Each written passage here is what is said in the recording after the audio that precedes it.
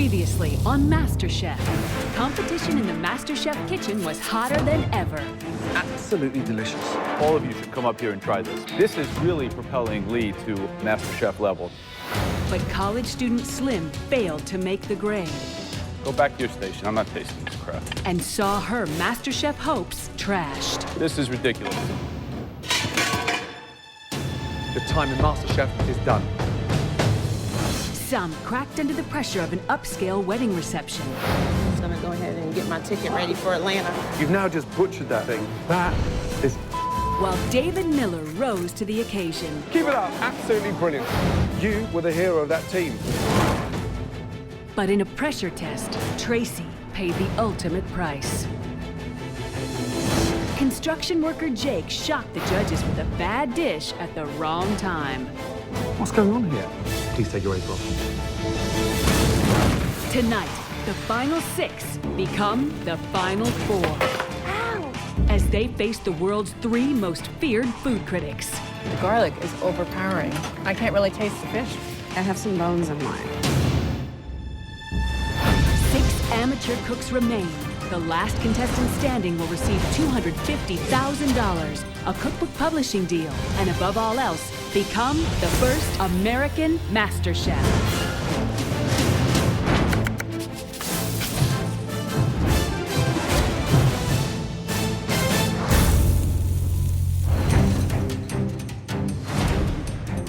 After 6 grueling weeks, the MasterChef competition has reached its final stages. Good morning. Chef. From all that sea of people that entered the MasterChef kitchen for the first time, it's just us left. It's right there. All I need to do is just grab it. I'm the most confident and powerful chef in this kitchen. I can win this. 1, 2, 3, 4, 5, 6 of you. Currently, the best 6 amateur cooks anywhere in America today. And one of you is going to be crowned the first ever MasterChef. If there's anything I want to warn the rest of the contestants about, it's that I've got some things up my sleeve that you haven't seen yet. To be the very best, you have to beat the very best. This is your final mystery box challenge. In their final mystery box challenge of the season, the contestants have to cook and prepare an amazing dish using only the ingredients inside the box. They must do this in just 1 hour. Excited? Yes, Chef. Absolutely. Because the cook that creates the most stunning dish with the ingredients under that box will have a huge advantage in the next stage of this competition. Are you ready to lift those boxes? I thought that in the mystery box today, we would have something crazy and kooky. I'm like, oh, it's gonna be a big, long, slithery, like, eel, and I'm gonna have to touch it. This is the last mystery box challenge, and I'm hoping, give me some ingredients that I can work with. On the count of 3. 1, 2, 3.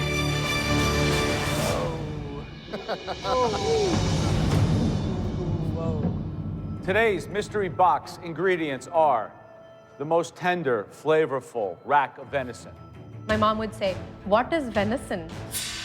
I'd have to explain to her that it's deer meat, and then I think she might hang up on me. We have blueberries, bacon, red cabbage, quail eggs, fingerling potatoes, striped beets, hazelnuts, Brussels sprouts, and of course, red wine. Guys, when's the last time you were at your local market and saw a rack of venison? Never. Or quail eggs? All different types of things you can do with it. Grilling, searing, braising, tartare, all kinds of stuff. Just remember, super easy to overcook. 1 hour, 10 ingredients, 1 winner. Starting from now, off you go.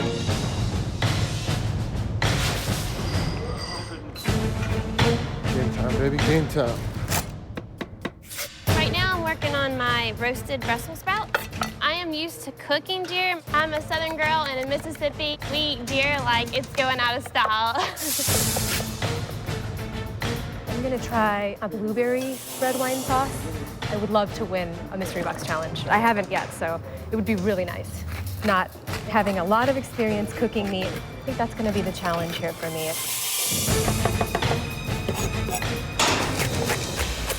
I think compared to every other mystery box challenge, this one really speaks to me. It's ingredients from where I'm from. The biggest challenge for me is going to be the perfect balance of cooking time and resting time for the venison. The level of concentration is phenomenal. No one's running around crazy, and they are seriously in the game. They're very focused on just staying in their world. Their cutting board is like their restaurant.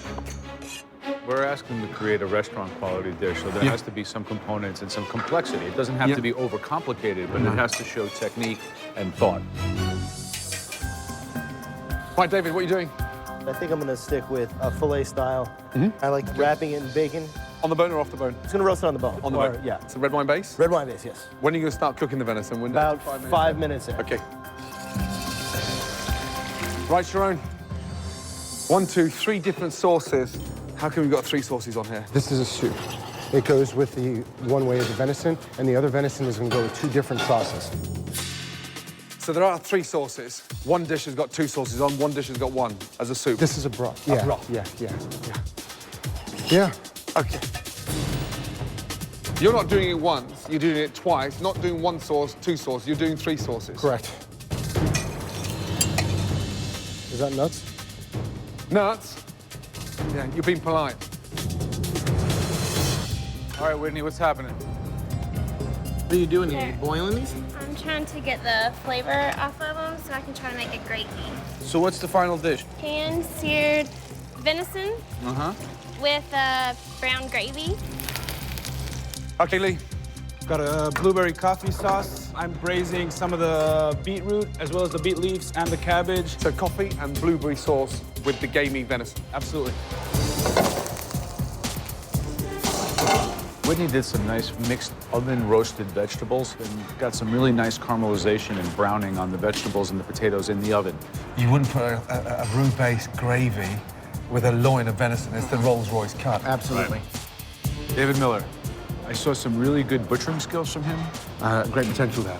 The only downside to what he's done is cut the venison chops so big, it's going to take a long time to cook in the center. Guys, 30 minutes to go. Halfway there, guys. How are you cooking the venison? Okay, right now I have it testing, just wanna... Oh, no. What's the matter? That's way overcooked, yeah. Okay. That's going to taste like Gandhi's flip-flop. Where's the red wine sauce? Where is it? Yeah. I haven't started it yet. Sauce should be on reducing down. Okay. And so far, with 34 minutes gone, all we've done is overcooked a piece of venison. Oh my God, I have 30 minutes to like cook my entire dish. I started freaking out.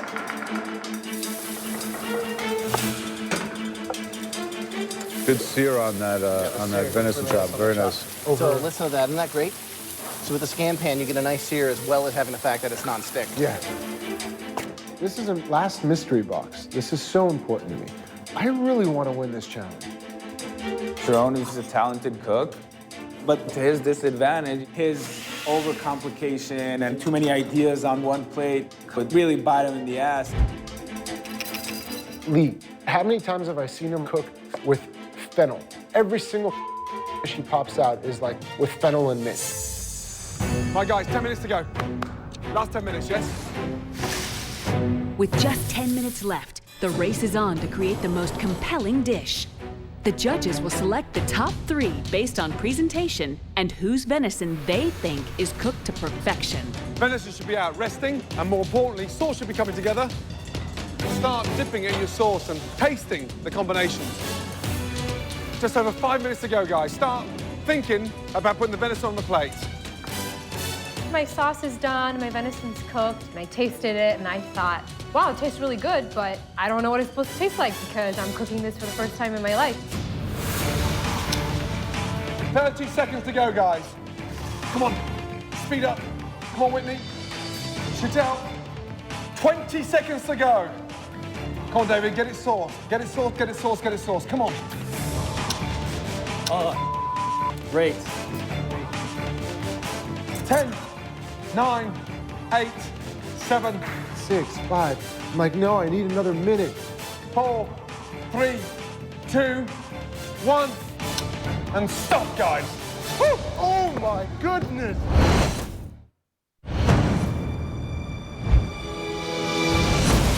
Ten, 9, 8, 7, 6, 5, 4, 3, 2, 1, and stop, guys. Oh my goodness! All right. Stand back from your stations. I was second guessing, and I thought, wow, it tastes really good, but I don't know what it's supposed to taste like because I'm cooking this for the first time in my life. You all started off with the most amazing venison. Exactly the same ingredients for all 6 of you. We're only going to be tasting 3. The judges' criteria for selecting the top 3 dishes is based on final presentation and from observing the contestants' techniques during the challenge. First one.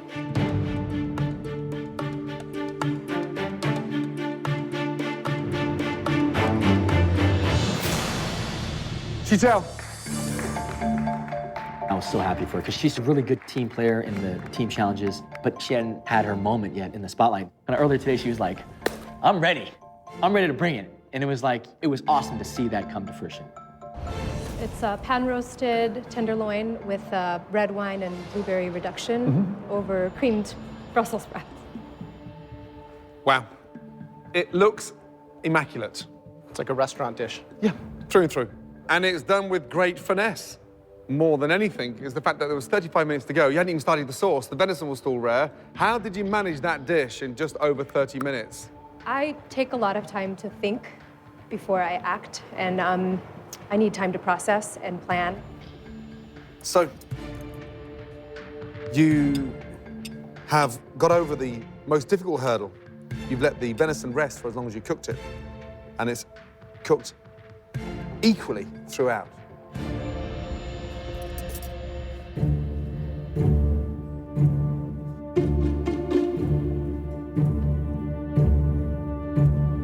So you've made that become a dream come true. The texture of the venison is superb. You've got that bite in the Brussels sprouts, but you've managed to combine this acidity with the richness of the game, and it works brilliantly. That tastes as if you've cooked it 1,000 times. Amazing. Thank you.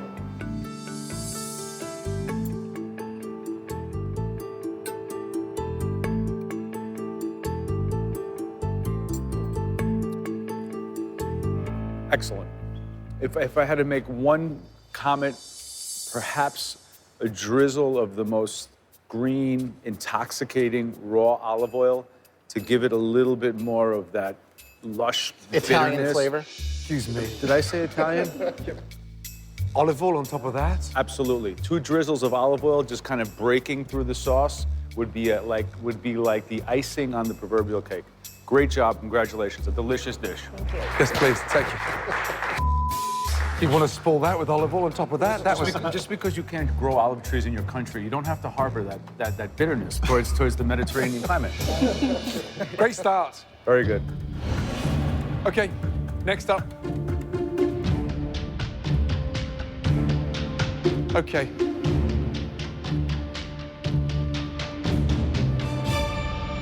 Whitney, let's go. Come forward. Hearing Whitney's name called, it's not surprising. She's been in the top 3 on many occasions. She just has this natural ability and not surprised at all. Describe the dish for me, please. Okay, I have a pan-seared venison, and then I made a gravy from roasting the bones and the meat. And then I have roasted Brussels sprouts and fingerling potatoes. My one concern is the gravy. I give you the most amazing cut of venison, and you go and stick a gravy on it. Yet red wine was there, and it's almost like the venison's got the wrong coat on. How many times have you cooked venison? My dad hunts, so it's usually at least once every year during the fall.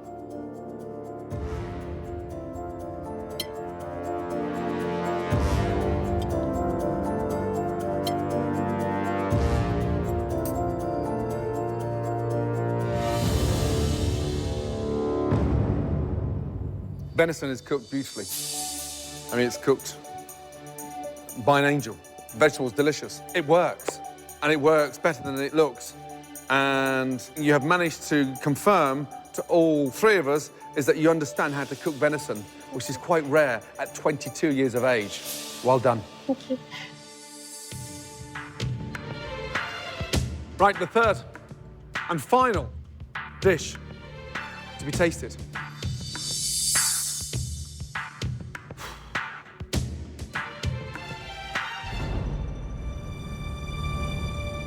Sharon. Not being selected for the top 3 is a little frustrating. I felt like my dish was right on. You know, Sharon had so much going on his plate, and I felt like I did a better job that I really deserved to be in the top 3 today. Okay. I decided to go with the seared venison. We've got a tartare and a couple different sauces to accompany it. Can we just talk about the obvious for a second here? The plating is a disgrace. You're lucky you're even up here. It's like Salvatore Dali on crack. Tell us what it is. The venison got shot in the woods on the plate and moved to what? The reason why you're up here is because that venison is cooked perfectly, and it's cooked on the bone. It's the vomit to the side of the plate I'm struggling to understand. Okay, someone dropped their eyeball on the plate? What is that thing? It's a quail egg. You got a quail egg eyeball running through the center. If you can follow me through it, is... Yeah, no, I'm not gonna follow you. Are you crazy? No. I'm gonna go there, on top of there, and I'm gonna eat my venison that way. It's oozing pink, gamey deliciousness.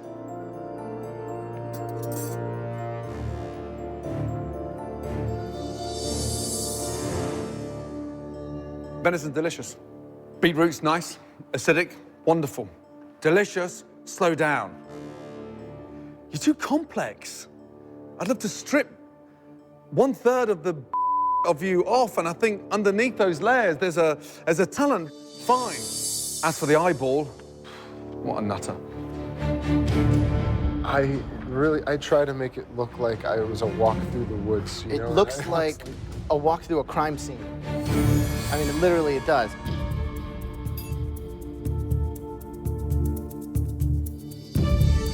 This is cooked perfectly. You just need to get out of your own way. Less is more, less is more. So I guess the question is, why is this dish up here? I'll tell you why.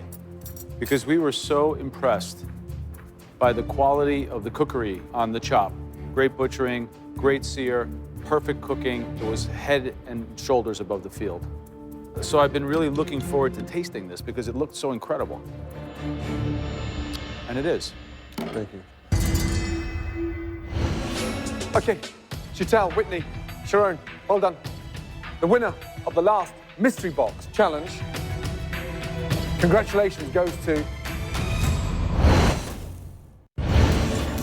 It's time for the judges to decide the winner of the final Mystery Box Challenge. Whitney, Chantal, Sharon, well done. Will they choose Whitney's venison with southern gravy, Chantal's roasted venison, or Sharon's pan-seared venison with blueberry puree? The winner of the last Mystery Box Challenge, congratulations, goes to...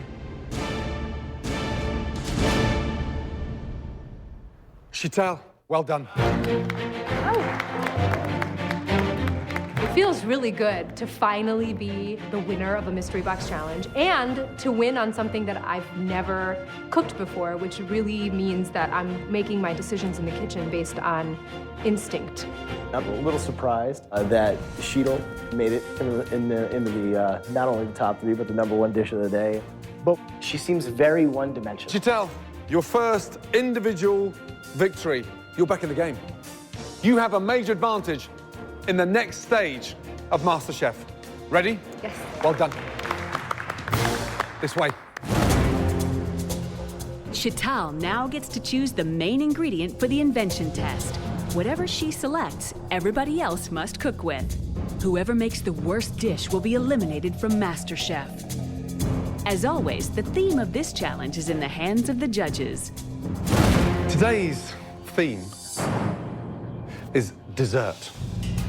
Okay. Big dessert lover? No. What? No. Well, time to start thinking sweet thoughts. Yeah. You're faced with a huge advantage right now because on what you select, everybody else cooks with. Yeah? 3 amazing ingredients. Ready to see what's under the first cloth? Yes. Honey. Beautiful. From lavender honey, honeycomb, raw honey. Let's see what's under number 2. You have a plethora of different berries. Things from the ordinary, like strawberries, blueberries, to things otherworldly that a lot of people never get a chance to cook with. Cape gooseberries, huckleberries, Inca berries. Absolutely unique. Beautiful. Does that light your I'm fire? starting to get a little inspired. Good. Lots of ideas started coming to my mind, including like a pie or like a tort or something. I like to see what all my options are before I choose. From the exotic tropics of Tahiti and Madagascar, we have vanilla in all its forms. We have vanilla beans, vanilla powder, vanilla extract, vanilla tea even. Vanilla, vanilla, vanilla. You've got to really think about this choice. And who's your strongest competition? Who's the one that you're most feared of out there? Whitney. Whitney. She knows dessert. 6 of you left.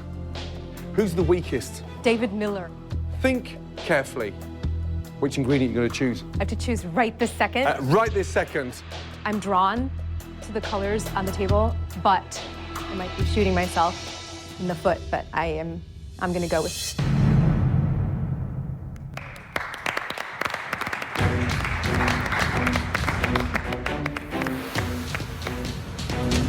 David Miller, what do you think's under here? I'd love another shot at the venison.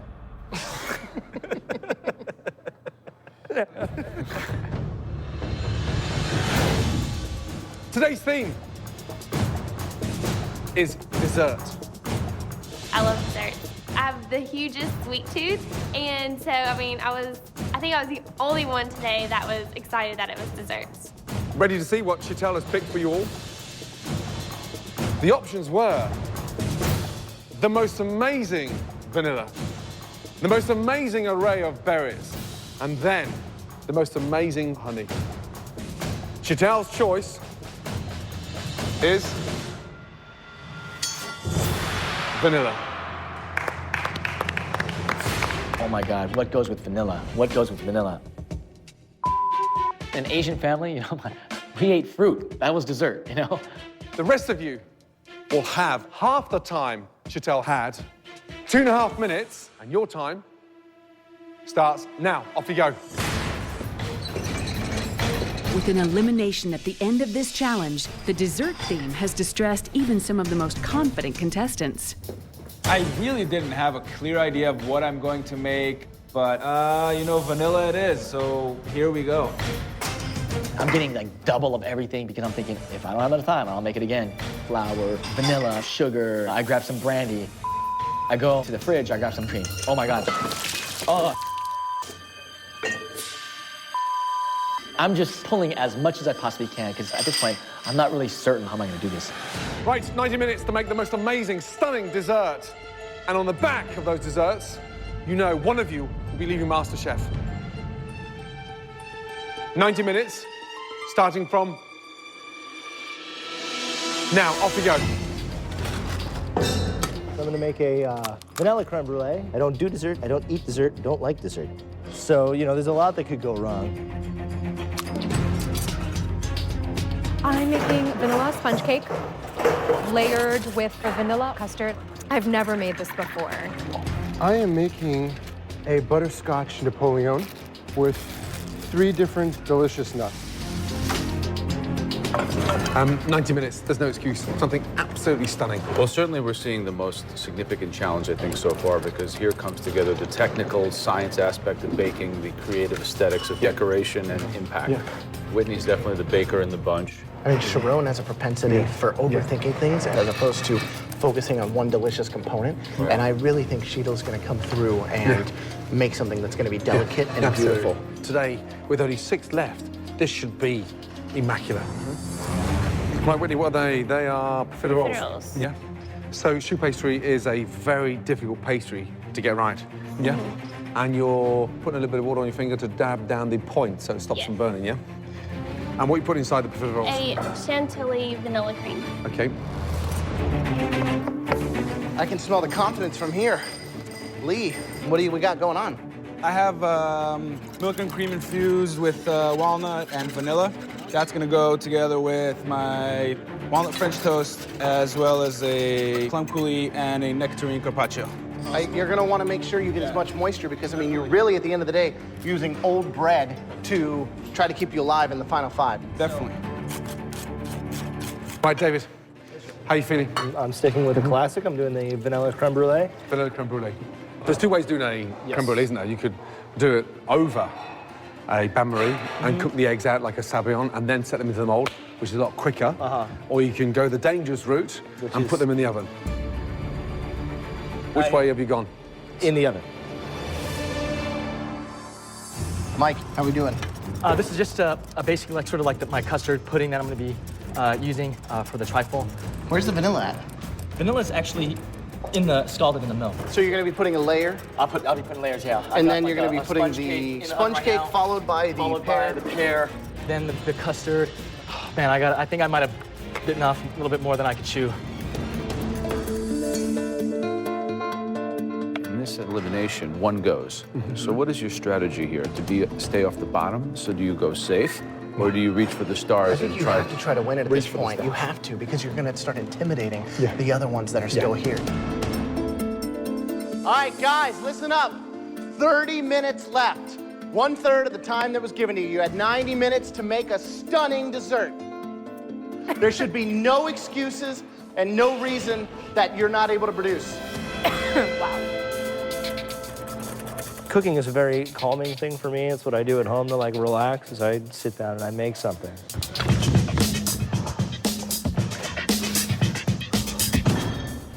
If you're not calm, then your nerves are gonna affect your cooking. If you let that happen, then, you know, you're just gonna screw yourself. Mike, your station's over here. Mike's all over the place. He's always all over the place. You see him, he's jumping back and forth, and he's like shaking and running back and forth. Oh my God. Just over 10 minutes to go, guys. Oh my God. Oh, no. 10 minutes to time, I realized I'm not gonna have the meat of my dessert is just, it's not there. It's completely raw on the inside. That's when it just started oozing. I started panicking, really panicking.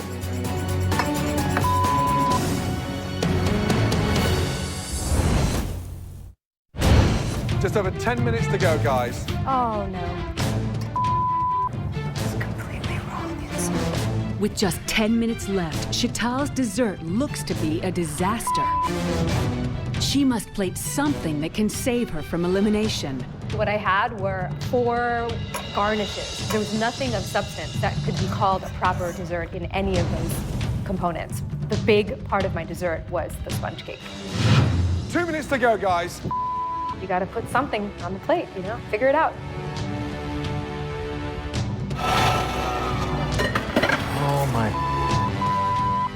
I'm realizing, oh my God, this beautiful vision I had for a trifle is not gonna be nearly what it should be.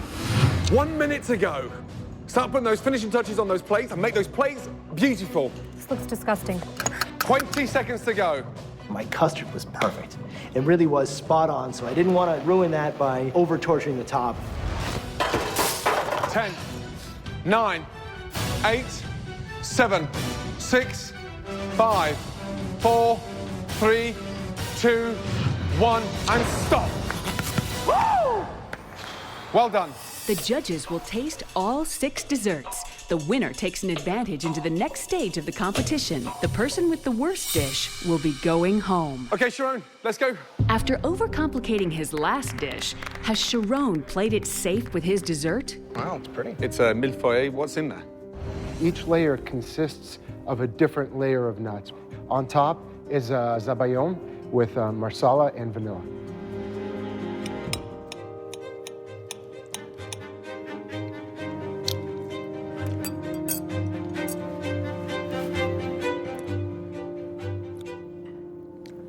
That's not only delicious for what it is, but I think you've achieved in kind of capturing the essence of what a zabaglione is on the plate.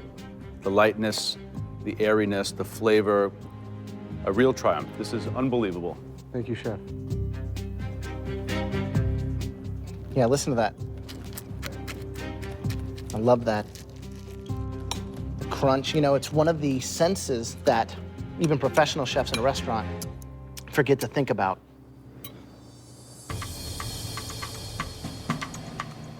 That is delicious. Oh, thank you, Chef. Really good job.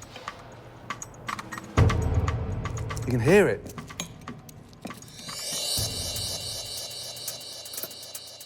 It is absolutely on the money. Oh, wow.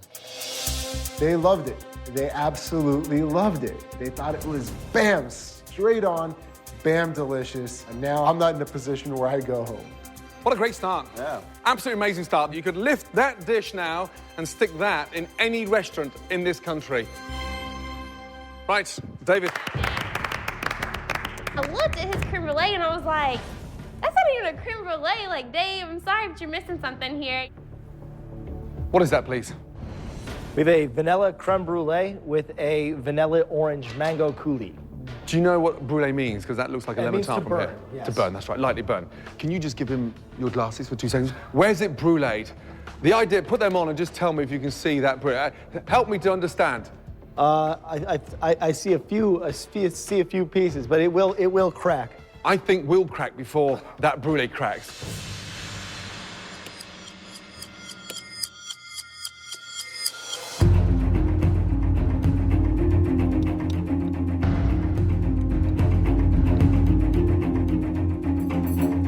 Now, you've cooked a creme brulee the hard way in the oven, Yes, chef. in a water bath, and you had very little time to do that and cool it down. You've managed it. The coulis, you've got the bitterness from the orange, yeah, the sweetness from the mango, but it works. I mean, it really does work. But it's missing the brulee. Whitney, let's go.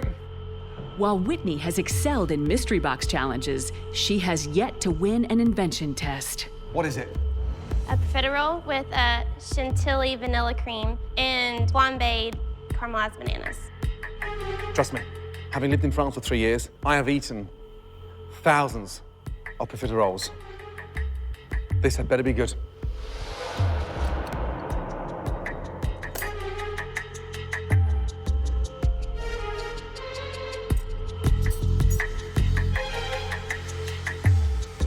The 5 individuals behind you going into this test today were nervous. If they were tasting that right now, they'd be even more nervous. Good job. So, you flame these in rum? Actually, it was bourbon. Keeping it southern, huh? Actually, the first time I decided to flambe bananas, I was so nervous to go into the liquor store because that was the first time I've ever bought liqueur. So I went in there and I was like, I'm just buying this for bananas. That is kind of sad to me, actually. Super light, very sexy. Very delicious. Good job.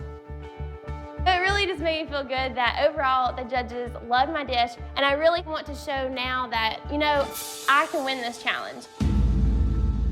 3 down, 3 to go. One of you will be going home. I looked at my dish and it looked like baby food. 1 layer of mush and then a 2nd layer of mush and then whipped cream. Next up, Chantal. Even if my custard tastes divine, the best custard in the world, I know that the challenge was not about putting custard on a plate given 90 minutes. The real question, where is your dessert? Because that's not it after 90 minutes. Let's get that right. That's half of the it. best that I could do given that my sponge cake didn't cook. So, what's in the bowl? It's a vanilla custard with vanilla and pear coulis and a vanilla whipped cream. I was really riding on your energy today. I love your idea. I was expecting a lot, so it's a personal disappointment to have to taste a half-completed dessert from you.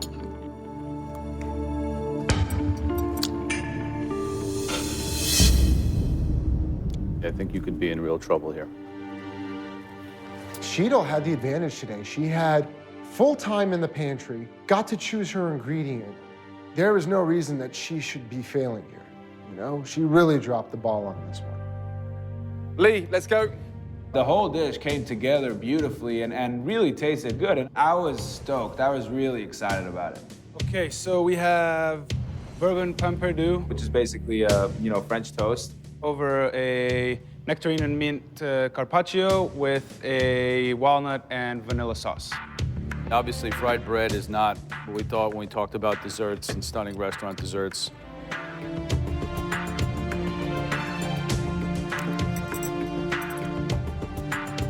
This is simply bad. Bad as a dessert. It's even bad as breakfast. Okay, Mike, let's go. Walking up to the judges' table, I'm a bit nervous. There's a lot on the line right now for me. I'm just praying the judges might have a little bit of mercy on me today. It's a pear poached trifle with sponge cake underneath. It's been drizzled with vanilla scented brandy. What is that froth? It's basically the egg whites that were sort of, I folded it in because I didn't have any other thing to kind of, Egg whites. What are they? It's just a pie crust sort of dusted with a little cinnamon and sugar. Pie crust, so like a short pastry. Sure. It's short of flavor. Does this have raw eggs in it?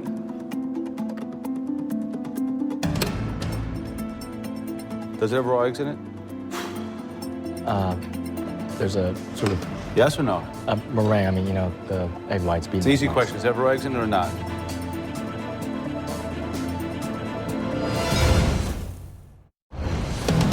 Does this have raw eggs in it?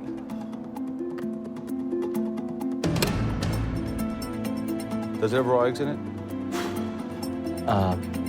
There's a sort of Yes or no? a meringue. I mean, the egg whites. It's an easy question. Does it have raw eggs in it or not?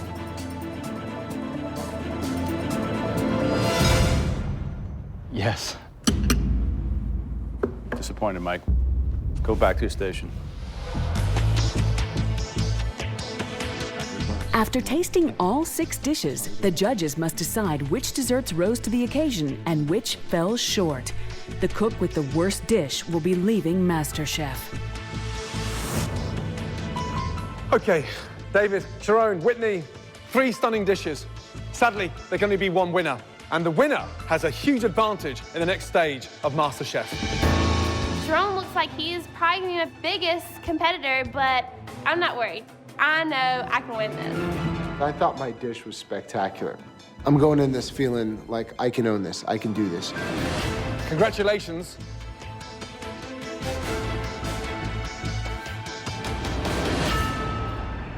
Whitney, well done. To have made it this far means so much because I've made a huge sacrifice and I left school.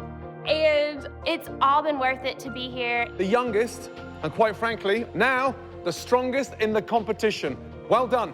The judges from the very beginning saw only my age and they didn't see the rest of the potential that's in me. But now I'm really thinking that they're seeing that.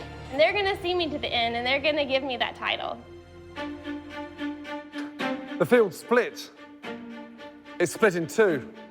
3 stunning dishes and 3 dreadful dishes. Front row, you're all safe. Back 3 rows, get up here, please. There's 3 really bad dishes out there. It could be anybody. I have no idea who to gauge. Sheetal's dish completely came apart. Mike, raw eggs, I don't know. That's a big no-no. And Lee's dessert, I don't even know what it was. Lee, we expected more. And we expected you to excel. Chantel, you had a huge advantage and you fell short. Mike, apart from panicking for 90 minutes, you produced a trifle that looked like toxic scum on a stagnant pool. The person leaving MasterChef.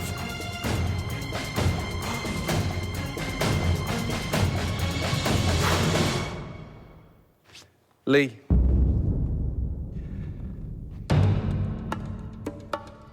Get back to your station. Thank you, Lord, for salmonella and Mike serving raw egg on the plate. And Cheeto's dish was so unfocused and so simplistic in her way, like she always is, because that's my savior right there. The person leaving MasterChef.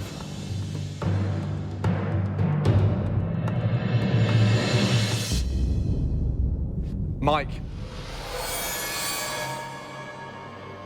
You cannot serve raw egg whites on top of a badly made trifle.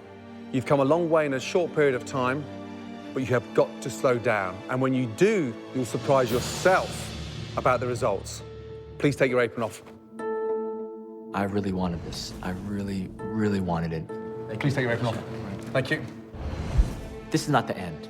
Being on MasterChef has just fueled this burning desire that I have about food and cookery. And, you know, I'm gonna take this whole experience and all the mistakes I made, and I'm gonna just take those as sort of a sign of refinement, you know, and I'm gonna just take them and become better. Coming up, the final 5, David, Whitney, Sharon, Chital, and Lee are about to cook for the 3 most intimidating food critics on the planet. We got a lot riding on this too, guys. Don't embarrass us. It's not right. I can't really taste the fish. You notice I didn't eat mine. But first, they have to catch their ingredients. Yes! The 2 who create the lowest scoring dishes will face the dreaded pressure test, where one more contestant's dream of becoming America's first MasterChef will come to a bitter end.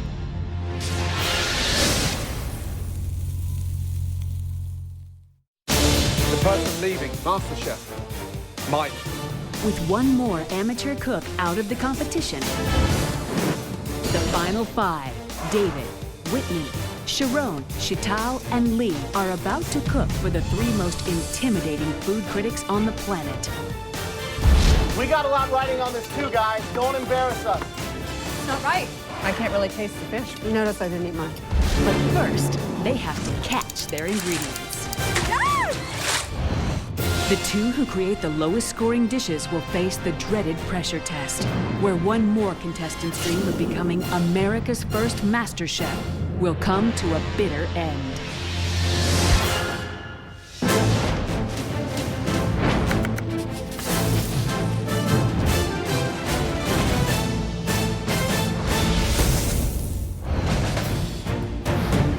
For the final field challenge, the contestants will each have to serve their best possible fish dish to the 3 most powerful food critics in America.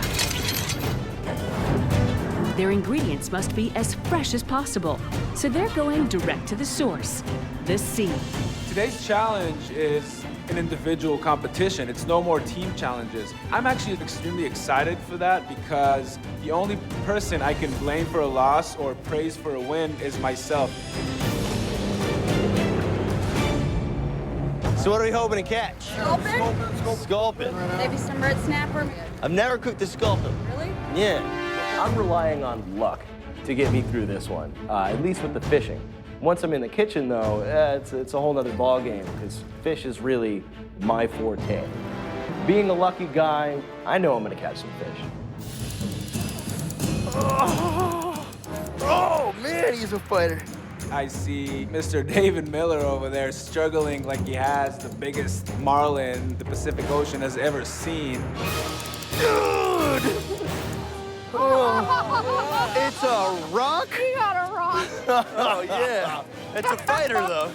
David Miller, the look on his face, that was priceless. All right, it's Season it well, David. it's been a long time since I've made rock soup. Little salt, little pepper. All right, here you go. Yes! Oh, I see color. Here it comes. Oh, nice one. This is really heavy. I was really excited, and I was the only one that had never been fishing. And oh my God, the sculpin fish is a really ugly fish. These are the spines that have the poison in it. This one down here has poison, and these. I looked down and I saw the spikes of that fish sticking out, and these scales are poisonous. Don't let that spine get you. After Sheetal caught her first fish, I was like, that competitive side got out of me, and I was like, I've got to catch the next fish. Woohoo! Yeah, I see him. Nice one, Dave. Yeah. Gorgeous. As a chef, it's a great opportunity to actually go out and pick your fish out of the sea. All right, guys, here comes a nice-sized one. That looks big enough for me. Way more connected to where your food comes from, and you got to do it justice. Our amateur cooks will take the fish they've caught and use it to prepare just one dish in the kitchen of Journey at the world-famous Ritz-Carlton. Right, how are we doing? Awesome. So Amazing. Our first individual challenge, head-to-head. Sadly, two of you will face a pressure test on the worst two tasting dishes. One of you will be leaving MasterChef. The critics, they are lethal. Some of the most powerful critics anywhere in the world. You're now about to face them. Joe, Jeffrey Steingart. Jeffrey's probably the most prolific food writer of our time. Head critic for Vogue magazine, the greatest food writer in the country. Wow. Yeah. I hear the name Jeffrey Steingart, and I'm like, oh my goodness. Jeffrey's best known for shattering people. Amazing reputation. This could be either really good or really bad. Tanya Steele. Tanya Steele is the editor of Epicurious.com. It's the biggest food website there is. And then finally, Barbara Fairchild, yeah? Editor-in-Chief of Bon Appetit magazine. The most sophisticated, discerning palates anywhere in the States today. I know Tanya Steele and Barbara Fairchild. You know, I've admired these women, and that even put more pressure on me, knowing how much I wanted to impress the critics today. Whitney, you won that amazing dessert challenge. You have 1 hour and 15 minutes to cook the most amazing dish. The rest of you have got 1 hour. While Whitney uses her advantage from winning the invention test to start filleting her sculpin fish, the others can do nothing but watch. Those 15 minutes seemed like eternity, but I really took that time to put my dish together, and now I know exactly what I need to do to really make the critics love my dish. All right, you guys, 1 hour, one stunning dish, starting from now. Off you go. Good luck. Everybody started rushing to the kitchen. I was like, oh my gosh, like, did you really use that time wisely? I mean, you had 15 minutes extra. That is huge when you only have an hour to cook.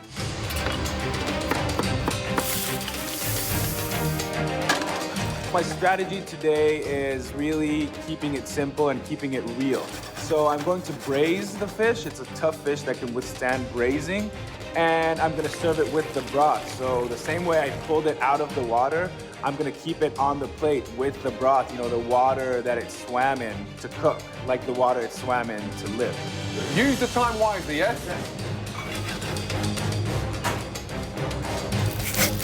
The inspiration for my dish came from the meat itself. The consistency of it is almost like lobster.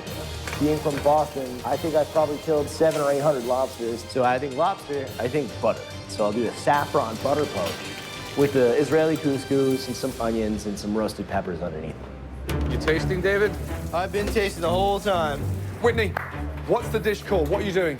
Roasted eggplant and zucchini. Right. I'm making a tomato sauce with Yeah. the stock and plum tomatoes that I'm stewing down. I decided to put kind of like an Italian spin on this dish, and I like tomato-based things. So I did a tomato sauce. How are you cooking the fish? Braise it. Braise it.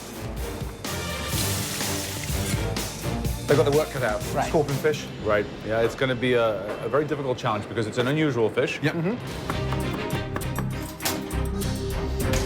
Make sure you taste everything you're doing. 15 minutes, yes? Use that time wisely, yeah? Ooh. I decided I was going to do a curried cauliflower, and I used the curry powder that was available, and I should have tasted it before I put it in the cauliflower because there was salt in the curry powder, and on top of that, I also salted with regular salt, and my first batch of cauliflower was disgusting. I had to start over. Right, Chantel. Okay, you're in control, yes? Yeah. Because you look like you're flapping around like a headless chicken. You guys look immaculate in chef jackets. You're actually looking like professional chefs. Make sure those dishes come out like professional chefs. Hey, anybody salt? Found some. All right, Sharon, where you at? I took a risk and took 2 different proteins from the fish. That's the liver. Make sure you try one before you do it. I did. I picked sculpin liver because I tasted it, and it just had a very buttery, light flavor of the sculpin. I believe everything that I touch that's food, I believe I can make magnificent. And it's no different going into this competition. Sharon is going to seal off the liver of the scorpion fish and serve it, which is very, very bold. I mean, has he tasted the liver? He said he tasted it. He said it's good. That would be a big risk. You could either really win somebody with that or really throw them off. I knew at that defining moment, I could be the next MasterChef.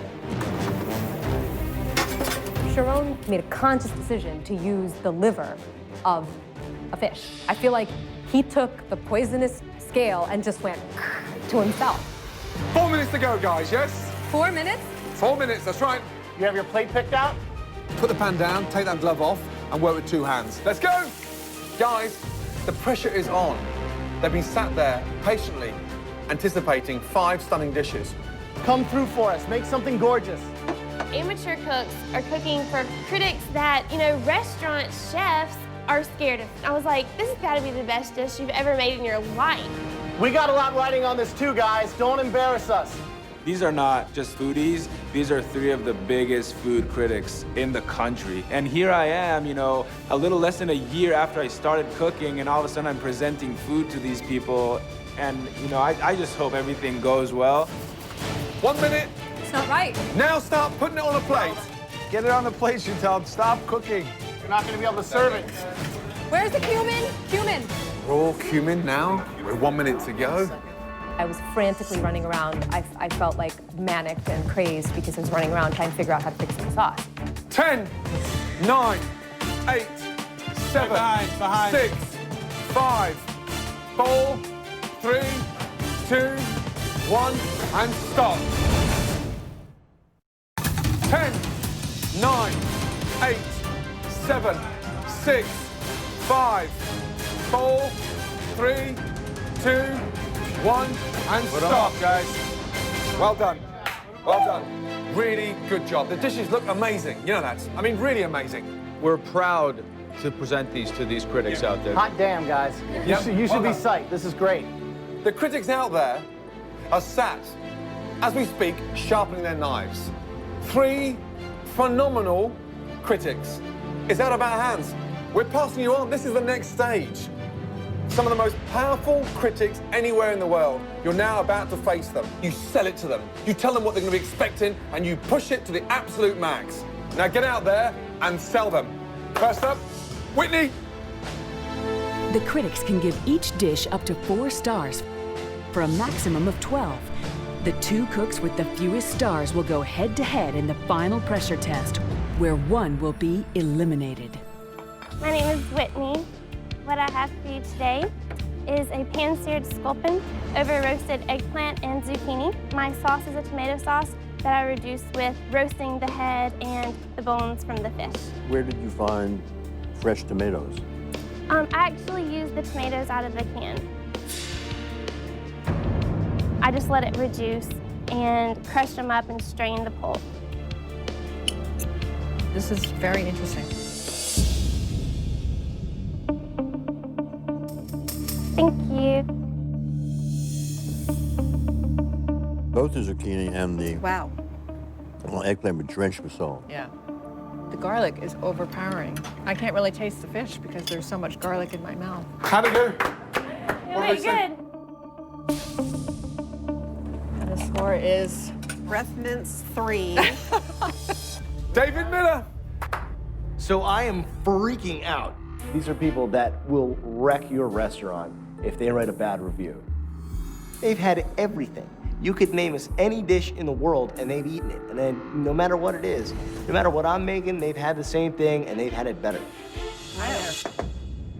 Today, we're doing a saffron butter poached California scorpion fish over Israeli couscous with roasted red and yellow peppers and a touch of smoked sea salt. Do you cook couscous a lot for fun at home? I've never made Israeli couscous. Oh, wow. I So hope I got it al dente. Why did you choose to make it today if you've never made it, knowing that we were going to be tasting it?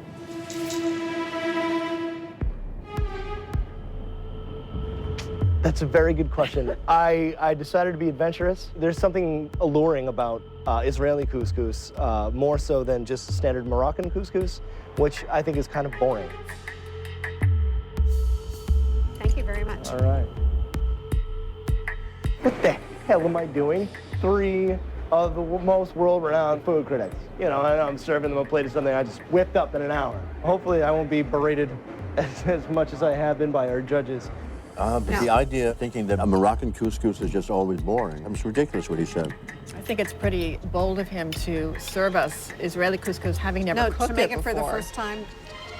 And the fish is nicely cooked. I mean, saffron really gives it a nice, sprightly flavor. and despite the fact they didn't have a lot of time to work with it, it does I think have the a really peppers nice flavor. overwhelming.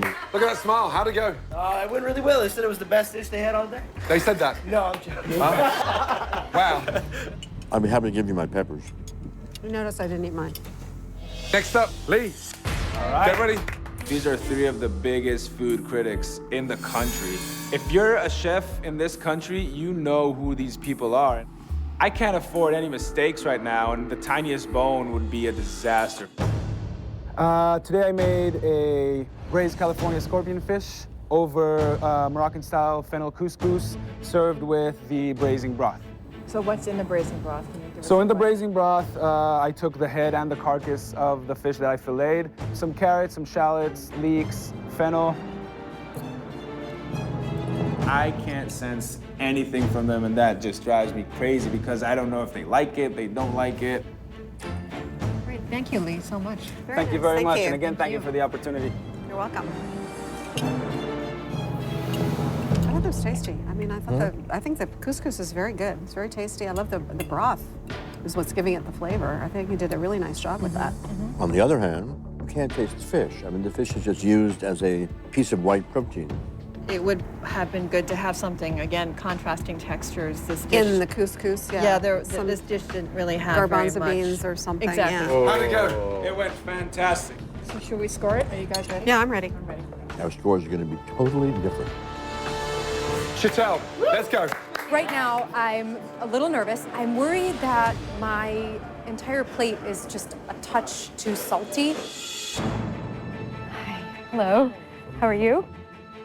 My parents are from India. I was born and raised here, but I grew up in a very fragrant Indian home, lots of garam masala, lots of curry. So I've incorporated those flavors into the sculpin, and just a very simple tomato curry sauce with coriander powder and cumin powder. And the cauliflower is curry powder and some fish stock to just keep it moist so that it doesn't dry out.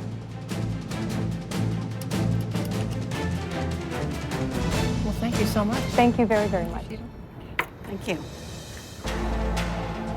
One thing that's good is the curry powder is not overwhelming. Sometimes it can be overwhelming, and this was not overwhelming. Well, unfortunately, I have some bones in mine. All right, how we do? Right, how'd it go? Fine. Yeah? You're smiling. Yes. What did they say? They didn't say anything. They just tried it. Nothing at all. They ate everything, though. Any Well, questions? I put it on their plate. I do feel like the texture is, there's a lot of softness here. There's not contrasting flavors. There's not contrasting textures. Well done. Thank you. Right, next up, Sharon. Cut the waffle, straight to the point. Tell them how excited you are, what you've done, what the journey's been like, and more importantly, sell that dish. Good luck. I feel like I'm such a better chef than the rest of them. I really, truly feel that. If I can impress these judges, I may be able to really jumpstart my career right then and there. Tell us about your dish. Well, I live in LA. I was born and raised here. I'm a local. I love these waters, even though it's cold around this time of season. It was so beautiful this morning. Really a great day. I'm a big guy. I like to eat a lot. I'm very improv. I'm like this weird competitive guy. My grandmother has been a huge inspiration for me. I wasn't very close with my mom. I grew up with my dad, and I moved out when I was a freshman in college. I left finance to try doing this with my life about a year ago. I was in banking. On January 2nd, my kid was born. Grab this, grab that, saute this, saute that, and lo and behold, here I am. It's like fate. I saw the liver, and the liver looked absolutely beautiful. So I decided to give you 2 tastes of it. One, the actual flesh, and the other, the liver of the scorpion fish. And that's just done with a grapefruit vinaigrette and some blanched asparagus, some yellow tomatoes, and some fresh grapefruit. The fish liver is a very unusual twist. Have you had monkfish liver? No, I think haven't. so. No. That's the foie gras of the sea. Well, thank you so much. Thank you so much. You know, it's funny, with everything that's going on in this dish, it's surprisingly bland. Don't make your judgment about On this one. the fish liver Yeah. by this liver, which is not a good liver. Well done, guys. We're now going to get those results. Ready? Let's go. All right. The top 3 scoring contestants will earn a place in the final. The lowest scoring 2 will face the dreaded pressure test. I cannot afford to go into another pressure test right now. This is it. The judges are back with the verdict. Let's start off with the highest scoring dish. That individual goes straight in to the final 4. This dish scored 11.5 out of 12. That's near perfect. Congratulations goes to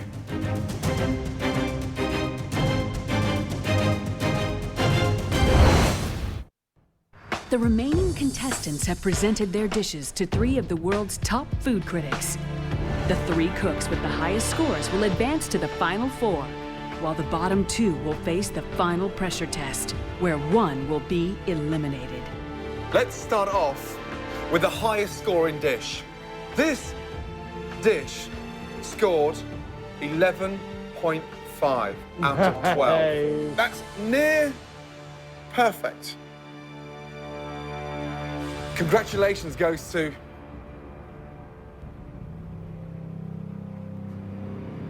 David Miller.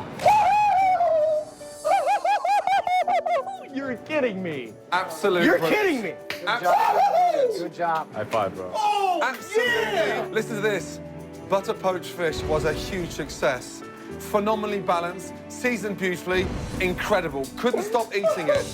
We sent you into the lion's den, and you came out shining. Seriously, well done. You're now the first in to the final 4. Of every review I've gotten today, I feel like MasterChef.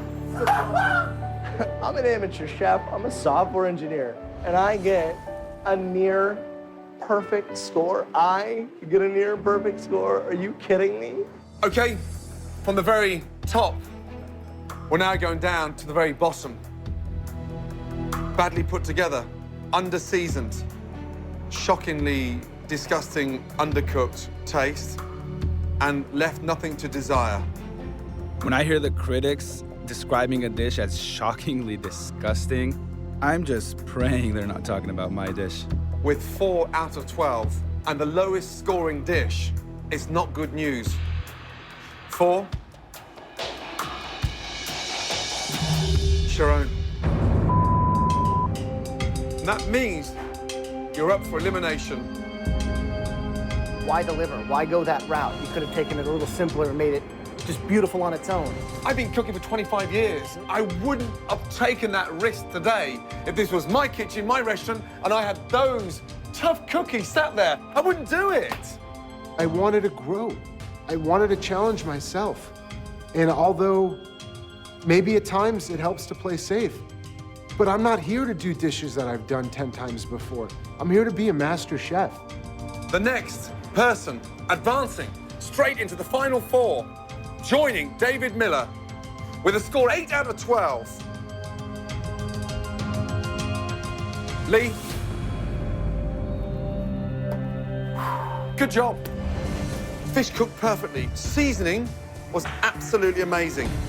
It's fantastic that Sharon is going into a pressure test. We're not going for a popularity contest, and I'm not here to make friends. I'm here to eliminate the competition. 2 left. Joining Sharon to face the pressure test with a score of 5 out of 12. That person is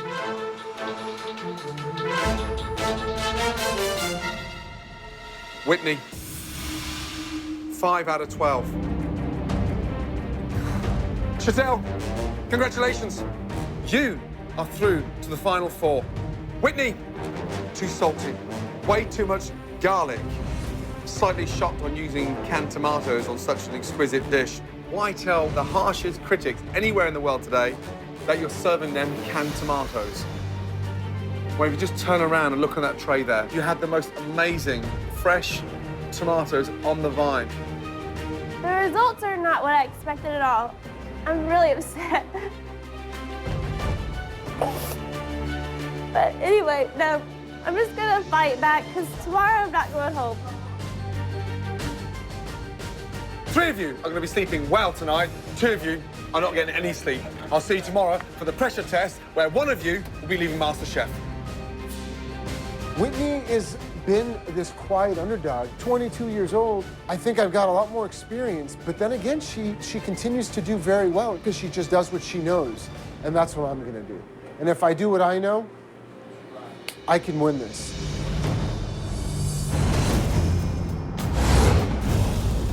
Good afternoon. Sharon and Whitney, 1 of you will advance to the final 4. Unfortunately, 1 of you will be leaving MasterChef tonight. That means this pressure test is going to be your toughest test ever. I really want to see Whitney kick Sharon's ass. Like, I would love for a tiny little 22-year-old girl from Mississippi to just come in and lay his ass flat. We're going to reveal the ingredients on the count of 3. 1, 2, 3.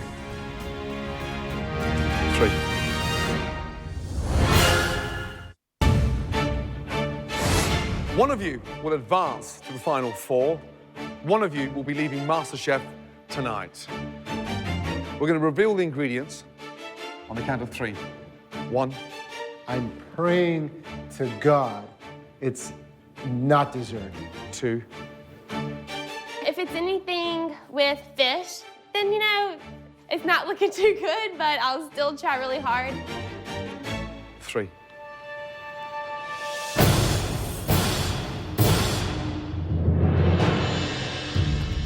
Oh, boy. Right, in front of you are some of the most amazing ingredients. Beautiful chocolate, oranges, eggs, sugar, butter, milk, cream. I'm not feeling great because this is not my strongest point. And I look to my left, and the last person I want to see to my left is Whitney. But lo and behold, there she is.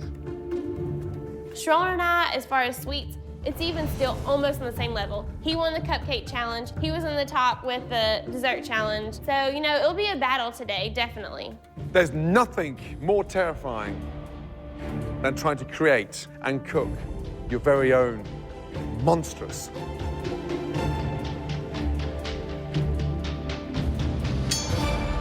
souffle.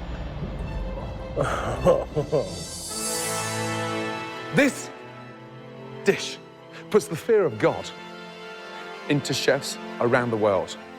Guys, this freaks me out. Soufflés are one of the most technically difficult dishes that you can make. And when it's great, it can be one of the most epic desserts that you can have in the world. And when it doesn't work, it's a complete disaster. And the secret of a good souffle is to get straight from the oven to the table in a maximum of 90 seconds. It is very difficult to make a souffle. One reason is because they can sink so easily. Sharon and Whitney are free to make as many souffles as they like in 90 minutes, but can only present 1 to the judges. Good luck to you both, because you're going to need it. 90 minutes, starting from now. Off you go. Good luck.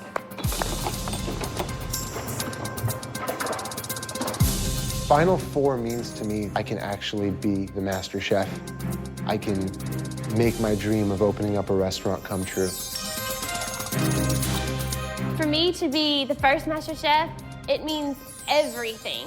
So cornstarch, milk, up to the boil. Then you add the chocolate. Then you add the eggs. It could be exact. You know, souffle's chemistry. It's the incorporation of the sugar in the egg white. That's the real tough challenge. So much has to do with timing in this. I'm just trying to make sure I measure everything and just do everything to a T because this is such a critical dessert. They need to cook one first within those 90 minutes to understand, to gain that confidence to let it rise so the underneath gets that momentum and pushes the souffle out. It's not liquid, but just slightly gooey at the bottom and not liquid. If that comes out undercooked and it's risen a little bit, it will go flat within seconds. Why didn't you put the milk into the chocolate instead of the other way around? Whitney is very methodical, but making some mistakes. She took the chocolate off of the double boiler and then poured the chocolate into the milk when she should have taken the milk and dumped it onto the chocolate while it was still in the double boiler.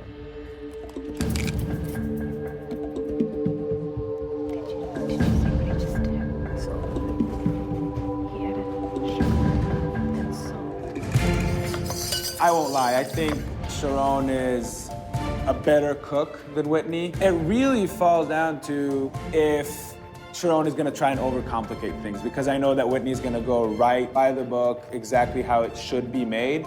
It really is anybody's game at this point. Guys, there's 30 minutes gone. You've got 1 hour left. I urge you to get one souffle in the oven so you get some idea of the correct balance of the sugar, the egg white.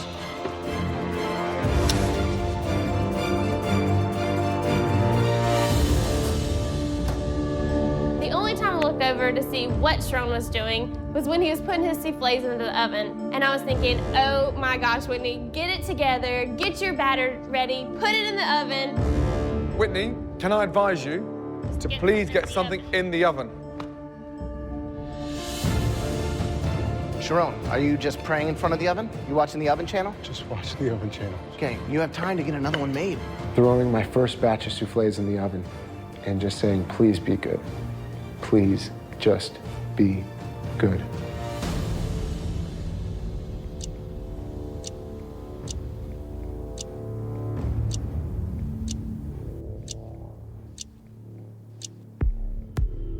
Waiting is not fun, it's torture. That's why I hate baking. Just under half an hour to go, guys, yeah? Whitney, please put something in the oven. Otherwise, tonight, you'll be cooking for your parents again.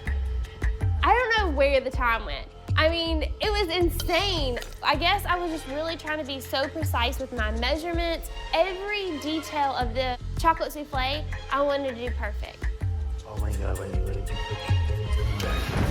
With 20 minutes left, Sharon enjoys a huge advantage as he samples his first souffle, while Whitney is just getting her first batch into the oven. It tastes really good.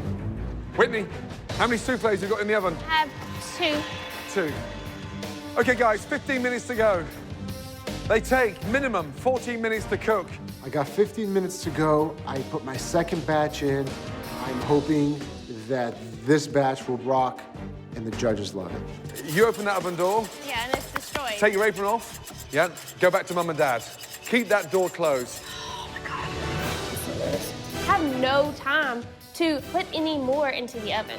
I really only had one shot. I put all my eggs in a basket, and this one souffle was determining whether I was staying or being eliminated from the MasterChef kitchen.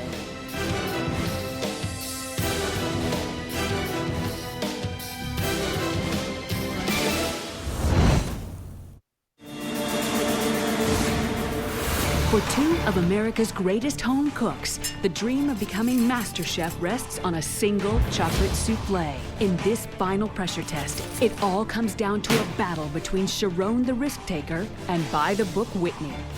Today, one of them will be going home. 11 minutes left. So, Whitney, how long do you take them out of the oven? They've been in for 13 minutes. So there's no alternative. What you've got in there, you're serving. 22-year-old Whitney loves to bake, but in the hopes of creating the perfect batter, she never completed a trial batch. Will her quest for perfection pay off, or will it cost her the MasterChef crown? She's opening it. Oh, wow. I was like trembling as I'm taking the tray of souffle out. It was perfectly risen, but if I didn't hurry up and present it to the judges, it could easily collapse.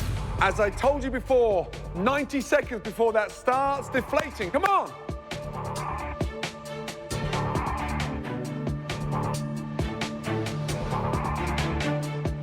Oh, come on. If it deflates before we get here, there's no souffle. My souffles are in the oven. Whitney's comes out and it looks beautiful. Now I'm hoping she dropped the souffle, but there's nothing I could do but wait. It's hot. Of course it's hot. Where's your glove? I have. It's collapsing, Whitney. Whitney, it's collapsing.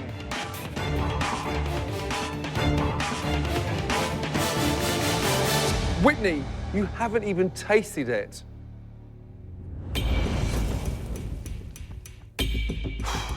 Guys, souffle waits for nobody. Crack it. It smells delicious.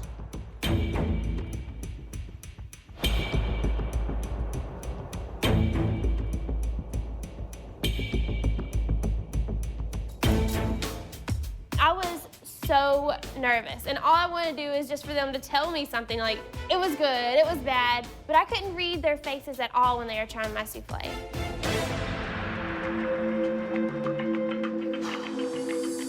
I was hoping that one steak she made would play to my advantage. I tasted one, and I made some adjustments. She didn't taste it, and she served it.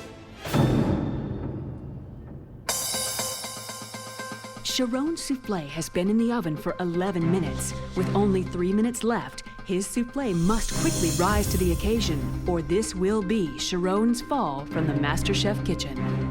Sharon, you have 90 seconds to go. And if nothing hits this table, you are automatically disqualified from this competition. Crazy. 60 seconds to go.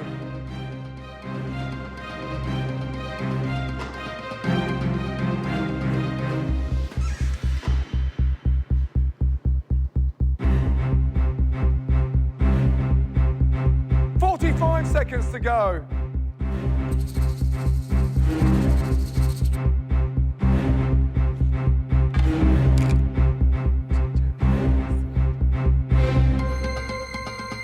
Seconds to go. 20 seconds to go. With 18 seconds left, is this it? This is it. What was that last bit you put on top after the icing sugar? A little bit of sea salt.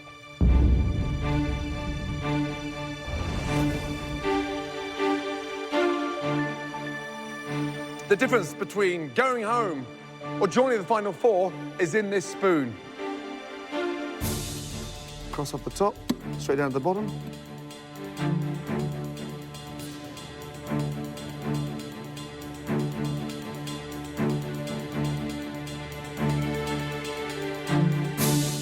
I see the judges eating Sharon's souffle, and they just kept eating it, and I'm like, were they eating mine like they're eating his? I mean, I was going insane because one of us is eliminated, and one of us are gonna make it to the finals. You left that, literally, to the last second. Well done. The judges must decide based purely on their souffle who will take the last remaining place in the final four of MasterChef. It's not only about the title, it's not about the cookbook, it's about the honor of having 3 individuals who I respect so much look at me in the eye and say that I have it and that I'm it. Okay, Sharon, Whitney, well done.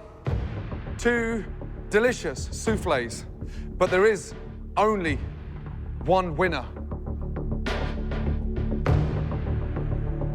The individual joining the last 3 in the final 4 congratulations goes to...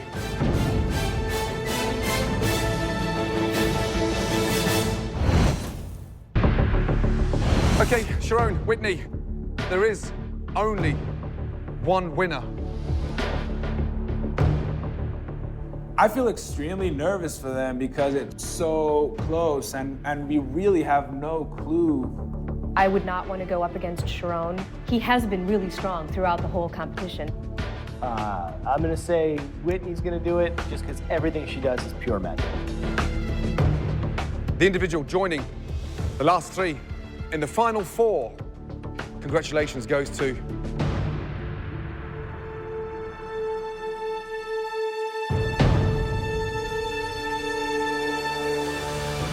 Whitney, well done. Congratulations, really well done. Your souffle was perfect. Absolutely perfect. Sharon, yours was delicious. Sadly, slightly undercooked, slightly cold in the center, and something that needed 2 to 3 minutes more to perfect. I was 3 minutes away from perfection, and now I'm out of this competition. Faced a really big challenge today. I really had to take down the pastry princess. It just doesn't feel good going home because deep inside my heart, I really feel like I had it in me, and I could have won this thing. You're a great cook, a great risk taker. Putting that salt on that souffle gives me goosebumps because it took balls that clang, and it really kind of blew me away. You have got to keep your head up high. There's something exciting about the danger that you take with food. It's refreshing. You're quirky, you're confident, you're a great risk taker, and you're going to go far with food. This has been absolutely a privilege and a dream come true to learn from you guys. Sharon, I know you used to stop by Moza when your wife was pregnant, but if you ever wanted to stop by there and have a job there, we'd be proud and happy to have you. Sharon, your time is done in MasterChef. Well done.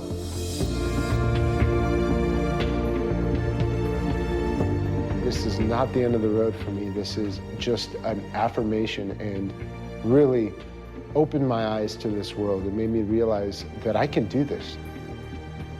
And I encourage every single person who loves food and who loves to cook, and they know that's something they want to do, don't be afraid. Go do it. Go do it. Don't be afraid. Hey, dude, that offer stands, man.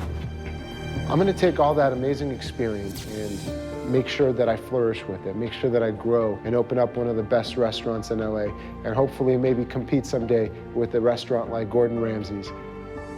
America's going to get a taste of that.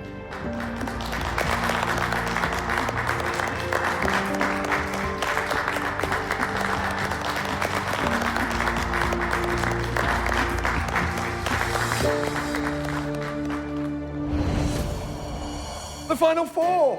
Oh, God. Really good. Really good. Just thinking back, knowing there was 50 of us in the very beginning, even, 10,000 that auditioned, I mean, it's insane knowing that out of all those people, I made it to the final four. David Miller, who would have thought? I've been sitting in the middle of the road. Now I'm at the top of the game, and I want to show people that I belong here at the top of the game. Give yourselves a round of applause.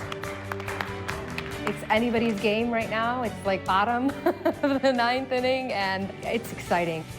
Looking at the three others that are still here, I have as good of a chance of winning this as any of them, if not the best chance, and I am so excited right now. Now, you know you're going to have to raise your game because the stakes have just got higher. Well done. Get some sleep because you deserve it. Good night. Thank you. Good night, good night, good night. Next time on MasterChef. The first ever MasterChef final. It all comes down to America's 4 best amateur cooks. Whitney, the 22-year-old student. I can win this. Bartender Lee. Second place is not an option. Software engineer David. To be number 1, that's what I'm here for. And Chital, a teacher. I am definitely here to win. They'll face off in their toughest battle yet. and cook the most important dishes of their lives. God. Oh! That is a very big mistake. 4 finalists competing for $250,000, a cookbook publishing deal, and above all else, cooking's most coveted title. The winner of America's first ever MasterChef.